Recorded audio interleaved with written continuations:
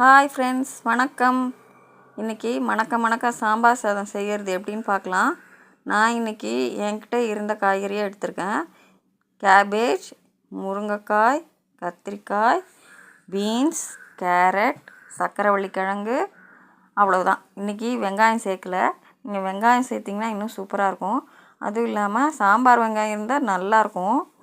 அது இல்லாமல் இதுக்கு தேவையானது 1 கப்பு பச்சரிசி, ஒரு 1/4 கப்பு துவரம்பருப்பு, ஒரு எலுமிச்சம்பழம் அளவுக்கு புளியை நல்லா கரைச்சிக்கிட்டு அதுலேயே நான் உப்பு, மஞ்சத்தூள், சாம்பார் தூள் ஆட் பண்ணிவிட்டு காய்கறி, அரிசி, துவரம்பருப்பு, புளி கரைசல் எல்லாத்தையும் சேர்த்துக்கிட்டு தாளிக்கிறதுக்கு ஒரு 2 ஸ்பூன் எண்ணெய் விட்டுட்டு கடுகு, சீரகம், தட்டி வச்ச 10 பல் பூண்டு சேர்த்துட்டு குக்கர்லேயே ஆட் பண்ணிவிட்டு குக்கர் ஒரு 4 விசில் வந்ததுக்கப்புறம் இறக்கி விட்டுட்டிங்கன்னா சாம்பார் சாதம் சூப்பராக ரெடி ஆகிடும்.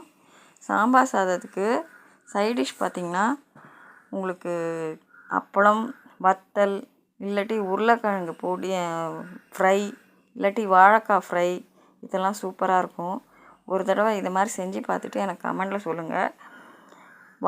வெங்காயம் சேர்த்திங்கன்னா வெங்காயம் போட்டதுக்கப்புறம் இன்னொரு டேஸ்ட் வரும். நான் இன்றைக்கி வெங்காயம் போடாமல் செஞ்சுருக்கேன்.